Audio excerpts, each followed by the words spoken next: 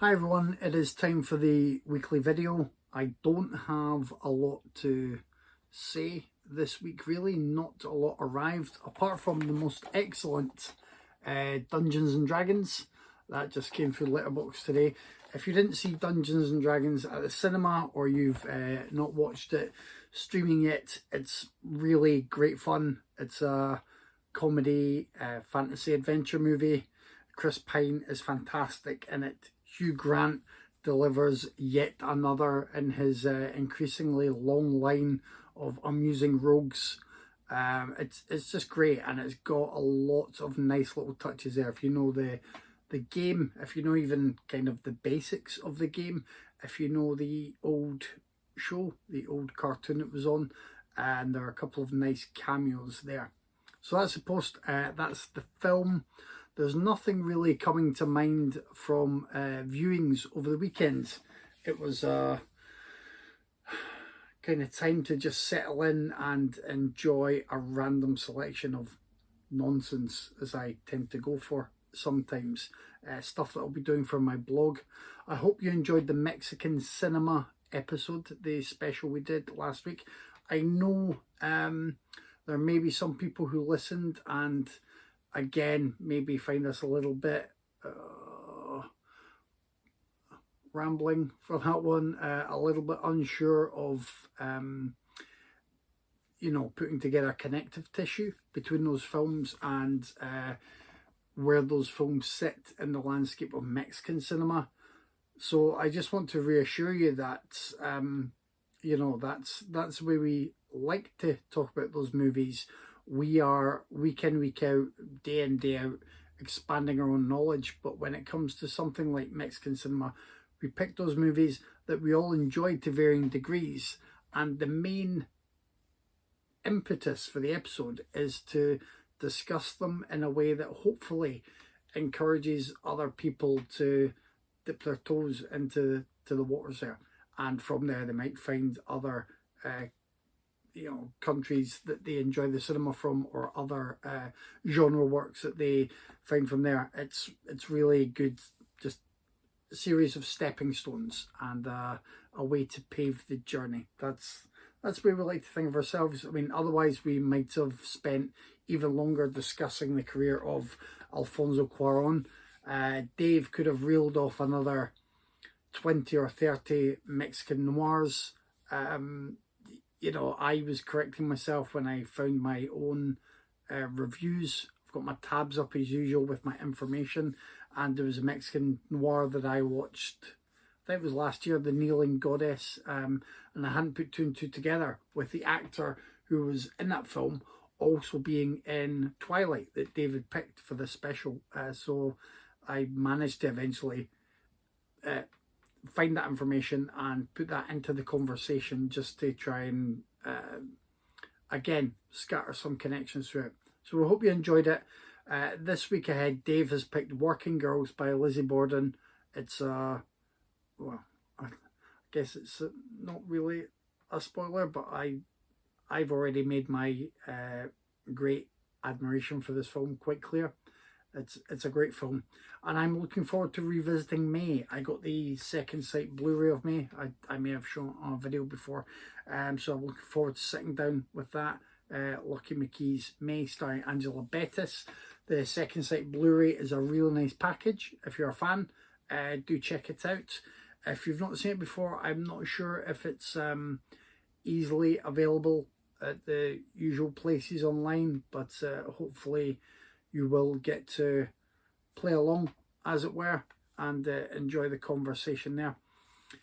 I've also had time this weekend to guest on another podcast, and it was a lengthy, enjoyable conversation. It's about Oppenheimer, and I really look forward to cross-promoting that. Usually, I think I drop an episode on Thursdays, so Thursday and Friday I will do that. I hope you check them out. Again, I don't mention every other podcast I listen to. We between us listen to a lot of good podcasts, but I know the way that my mind works is if I hear someone recommend a podcast and I think it's of interest, I will dive into that podcast and I'll have to listen from the start. And I'll have to find as many episodes as possible and go all the way through. Which means for almost every podcast I listen to, I'm pretty much about 5 years behind, because there are only so many hours in the day and I listen to over 120 podcasts now. So it gets ridiculous. So I don't always throw out every name, but there are people that I tend to mention more than others. So hopefully you will have an idea, and if not, Thursday or Friday you'll see that on the social media channels. I will be helping the guys promote that, and it's really good. I hope you tune in for that one if you've seen Oppenheimer. Right, we are at about 146, I think, for YouTube subscribers. Everyone will have cut off this video by now, unless they've just skimmed through it double time. I did pick up the new Arrow Blu-ray box set, so I do have this Bruce Lee Blu-ray box set to give away. It does have the films on there from Enter the Dragon, way back to The Big Boss and Fist of Fury. There are special features on I think pretty much every disc. Yeah, so there's you know, it's not bad. It's not bad at all. It's not the new Arrow set, but it is a nice set for Bruce Lee fans. So I'm giving that away as a prize. There will be a big catch.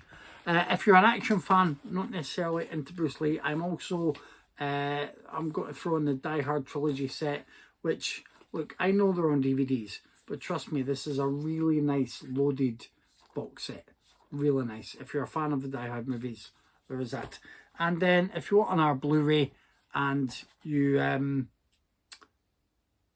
like your modern action films with a bit more style and grit and an interesting soundtrack, well, he can drive for you, but also he's just Ken.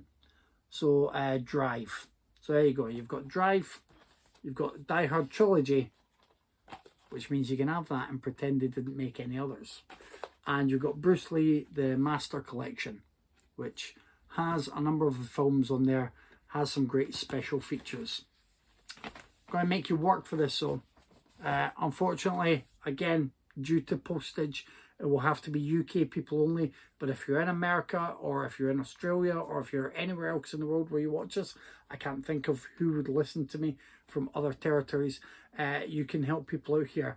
We want to get the channel up to at least 200 subscribers. Yeah, I said it. At least 200 subscribers. And then just comment. Just comment on this video something about your recollections of Bruce Lee movies, or some part of his life and history that you admire, where it's Bruce Lee, where it's Brandon Lee, where it's the tale of his life as told by Linda Lee, whether it's anything to do with his family, his teachings, his martial arts, movie highlights. Just comment with that. That's the easy part. The hard part will be getting us to 200 subscribers. If you know ways to do that, then please do. And the sooner that happens, the sooner someone can be a winner. If that never happens, these will stay safely in the cinema room until I come up with something else months from now. And that's not a problem for me. Otherwise, I think that's it. While I was on the other podcast guesting, they have an introductory section where you can mention something that's not necessarily movie related. And I once again tried to promote the positives of Mastodon as a social media forum. I know that some people are trying to stick with Twitter. Gets to a point where you have to ask, like, where is your line? Really? And now is it going to be called X? I mean, I'm kind of glad I got out of there when I did, but it's just becoming more of a mess and a dumpster fire. Some people have gone to Blue Sky.